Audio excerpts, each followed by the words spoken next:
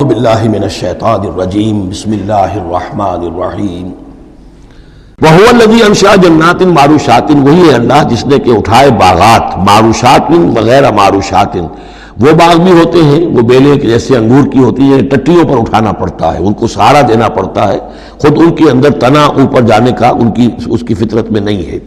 غیر معروشات یہ عام درخت ہیں، وہ خود کھڑے ہوتے ہیں، اپنی یعنی ریڑھ کی ہڈی ان کی اپنی مضبوط ہے، وہ کھڑے ہیں، انار کا درخت ہے، آم کا درخت ہے۔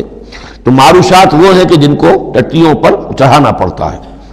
والنخلا اور کھجور کے درخت، والزرع اور کھیتی، مختلف اکلہ جس کے کہ ذائقے بڑے بڑے مختلف ہیں، والزیتون اور زیتون، والرمان اور انار، متشابہ وغیرہ متشابہ، ایک دوسرے سے ملتے جلتے بھی ہیں اور یہ کہ ذرا ایک دوسرے سے مختلف بھی ہیں۔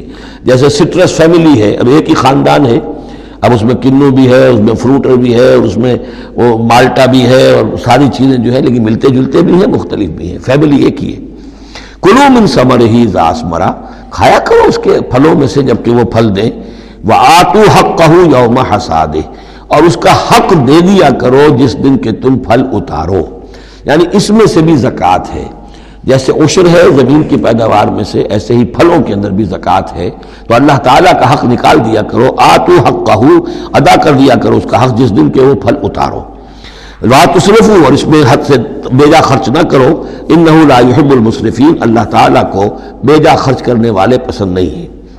ومن الانعام حمولۃ وفرشا، اور چوپایوں میں سے اس نے ایسے بھی بنائے ہیں کہ جن کے اوپر تم بار برداری کا کام لیتے ہو۔ ظاہر بات ہے بار برداری انہی کی ہو سکتی ہے جو ذرا اونچے ہوتے ہیں، اب گھوڑا ہے یا خچر ہے، اونٹ ہے، یہ حمولتن ہے، یہ ذرا اونچے ہیں اور ان کے اوپر جو ہے آپ ان کی پیٹھوں کے اوپر بوجھ لاد کر لے جاتے ہیں، حمولتن۔ وفرشا، کچھ ایسے جو بالکل زمین سے لگے ہوئے ہیں، اب ان کے اوپر کیا آپ نے لادنا ہے، بکری پہ کیا لاد دیں گے آپ، اور اسی طریقے سے چھوٹی چھوٹی جو چیزیں ہیں۔ کلوا مما رزقکم اللہ، یہ اللہ نے پیدا کیے ہیں، حمولہ بھی اور فرشا بھی، کھاؤ اس میں سے جو اللہ نے تمہیں رزق دیا ہے۔ ولا تتبعوا خطوات الشیطان، اور شیطان کے نقش قدم کی پیروی نہ کرو، انہ لکم عدو مبین، یقیناً وہ تمہارا کھلا دشمن ہے۔ ثمانیۃ ازواج، اب یہ بات کہی جا رہی ہے جو انہوں نے کہا تھا کہ یہ جو حیوانات ہیں ان کے پیٹوں میں جو بچہ ہے وہ اگر زندہ ہو گیا، ولادت ہو گئی تو صرف مرد کھائیں گے، عورتیں نہیں کھائیں گی۔ ہاں اگر مردار پیدا ہوا، مر گیا دوران ولادت ہی، تو پھر اس میں عورتیں بھی اور مرد بھی شریک ہو سکیں گے۔ اب اس کا جواب دیا جا رہا ثمانیۃ ازواج، یہ 8 قسم کے چوپائے ہیں جو تمہارے ہاں عام طور پر موجود ہیں۔ من الضأن اثنین، بھیڑ میں سے 2 نر اور مادہ، ومن المعز اثنین، بکری میں سے 2 بکرا اور بکری۔ قل الذکرین حرم ام الانثیین، آپ ان سے پوچھئے کہ اللہ نے کس کو حرام کیا ہے، مذکروں کو حرام کیا ہے یا مؤنثوں کو حرام کیا ہے؟ اما اشتملت علیہ ارحام الانثیین، یا یہ کہ جو ان کے رحم ہیں ان کے مؤنثوں کے، ان پہ جو کچھ ہے انہیں حرام، کس کو حرام کیا ہے؟ حرام اگر کوئی شے ہے تو سب کے لیے، اور اگر حرام نہیں ہے تو کسی کے لیے بھی نہیں۔ یہ تم نے جو نئے قوانین بنا لیے ہیں وہ کہاں سے لے آئے ہو، کیا ان کی سند ہے؟ نبئونی بعلم ان کنتم صادقین، مجھے بتاؤ کسی سند کے ساتھ، کسی حوالے سے اگر تم سچے ہو۔ ومن الابل اثنین، اسی طرح اونٹ میں سے بھی 2 ہیں نر اور مادہ۔ ومن البقر اثنین، گائے میں سے بھی 2 ہیں، ان میں بھی 2 ہیں۔ قل الذکرین حرم ام الانثیین، پوچھئے پھر ان سے ان دونوں نروں کو حرام کیا ہے یا دونوں ماداؤں کو حرام کیا ہے؟ اما اشتملت علیہ ارحام الانثیین، یا یہ کہ جو رحم ہیں ان کے ماداؤں کے، کیا ان کے اندر جو کچھ ہے اسے حرام کیا ہے؟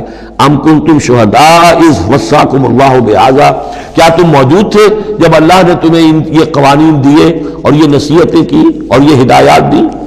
فمن اظلم ممن افترى علی اللہ کذبا، تو اس سے بڑھ کر ظالم کون ہوگا جو اللہ پر افترا کرے، جھوٹ جڑ کر اللہ کی طرف منسوب کرے۔ لیضل الناس بغیر علم، تاکہ گمراہ کرے وہ لوگوں کو بغیر کسی علم اور تحقیق کے۔ ان اللہ لا یہدی القوم الظالمین، یقیناً اللہ ایسے ظالموں کو راہیاب نہیں کرے گا۔ قل لا اجد فیما اوحی الی محرما علی طاعم، اب وہ پھر وہی قانون جو ہے، جو اصل چیزیں تھیں عرب میں کھانے پینے کے لیے، جو گوشت جن کا جانوروں کو کھایا جاتا تھا، ان میں سے کن چیزوں کو حرام کیا ہے، یہاں پھر اس کو دہرایا جا رہا ہے۔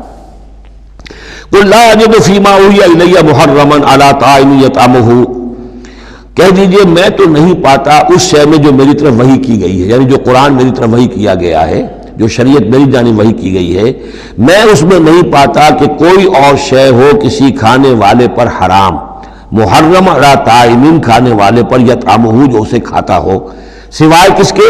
الا ان یکون میتۃ، سوائے اس کے کہ مردار ہو۔ اس مردار کی مزید تشریح جو ہے سورہ مائدہ میں ہم پڑھ چکے ہیں، منخنقہ ہو، متردیہ ہو، معقوذہ ہو، وہ سب کے سب کسی بھی سبب سے وہ اگر مر گیا ہے جانور تو وہ حرام ہو گیا۔ ہاں اس کے مرنے سے پہلے کوئی اونچائی سے گر گیا ہے لیکن یہ کہ ابھی جان ہے اور آپ نے ذبح کر لیا ہے اور خون نکل گیا، وہ جائز ہو جائے گا۔ لیکن اگر آپ کے پہنچنے سے پہلے، ذبح کرنے سے پہلے اس کی موت واقع ہو چکی ہے تو وہ مردار میں ہے، تو مردار کی کوئی بھی شکل ہو وہ حرام ہے۔ او دمن مسفوحا، یا خون ہو بہتا ہوا، یعنی ایک خون وہ ہے کہ جو چاہے کتنا ہی زور آپ لگا لیں، کتنا ہی رائگر مورٹس ہو جائے، کتنا ہی تشنج ہو، لیکن پھر بھی کچھ نہ کچھ خون تو کہیں نہ کہیں جسم میں رہ ہی جائے گا، وہ حرام نہیں ہے۔ مطلب یہ کہ تلی کے اندر خون رہ جائے گا کچھ نہ کچھ، جگر میں کچھ خون رہ جائے گا، وہ چیزیں حرام نہیں ہیں۔ لیکن جو بہایا جا سکتا ہو خون، کہ اگر آپ نے ذبح کیا ہے تو خون بہا کر نکال دیا جائے، اب یہ خون جو ہے یہ حرام ہے۔ او لحم خنزیر، یا یہ کہ سور کا گوشت ہو، فإنہ رجس، اس لیے کہ وہ تو ہے ہی ناپاک، وہ اصلاً ناپاک ہے۔ او فسقن، یا یہ کہ وہ ناجائز شے ہو، احل لغیر اللہ بہ، جس پر اللہ کے سوا کسی اور کا نام پکارا گیا ہو، کسی اور کے نام پر ذبح کیا گیا ہو، کسی اور سے تقرب کی نیت پر وہ اس کی قربانی دی گئی ہو، چاہے وہ نام اللہ ہی کا لیا جا رہا ہو لیکن نیت میں اگر یہ ہے، اور جا کر کسی خاص استھان کے اوپر اس کو ذبح کیا ہے، کسی خاص مقام پر کیا ہے، کسی خاص قبر پر کیا ہے، تو ظاہر بات ہے کہ دل کے اندر تو چور وہی ہے۔ فمن اضطر غیر باغ، لیکن ان میں سے بھی جو لوگ مضطر ہو جائیں، مجبور ہو جائیں، نہ تو ان کے اندر حد سے بڑھنے کی کوئی غیر باغ، نہ تو اس کی کوئی طلب ان کے اندر ہو، ولا عاد، نہ حد سے زیادہ بڑھے، صرف جان بچانے کے لیے تھوڑا سا ان میں سے اگر کچھ کھا کر جان بچائی جا سکے تو اجازت ہے۔ فإن ربک غفور رحیم، تو یقیناً آپ کا رب غفور ہے، بخشنے والا، اور رحیم ہے، رحم فرمانے والا۔ وعلی الذین ہادوا حرمنا کل ذی ظفر، اور ہم نے ان پر جو یہودی ہوئے تھے حرام کر دیا تھا ہر وہ جانور جس کا ایک کھر ہوتا ہے۔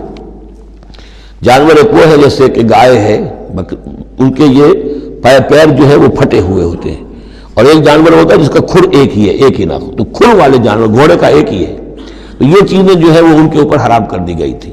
بعض چیزیں تھیں کہ جو اصلاً حلال تھیں لیکن یہ کہ یہودیوں پر ان کی جو وہ شرارتیں تھیں ان کی وجہ سے، جیسا کہ ہم پڑھ آئے ہیں، بہت سی چیزیں ان پر حرام کر دی گئی تھی۔ وعلی الذین ہادوا حرمنا کل ذی ظفر، اور ہم نے یہودیوں کے اوپر تو حرام کر دی تھی ہر ایک ناخن والے جانور کو۔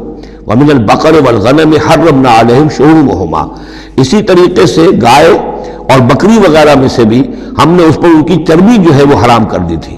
الا ما حملت ظہورہما، سوائے اس کے کہ جو ان کی پیٹھ کے ساتھ لگی ہوئی ہو، پٹھ کے ساتھ جس کو ہم کہتے ہیں لگی ہوئی ہے، اب الحوایا، یا انتڑیوں کے ساتھ لگی ہوئی ہو، او مختلط بعظم، یا جو ہڈیوں کے اندر ہو، تو یہ جو ہے یہ چیزیں تو چربی کی جائز تھی ان کے لیے، باقی چربی جو ہے کھلی وہ ان کے لیے حرام کر دی گئی تھی۔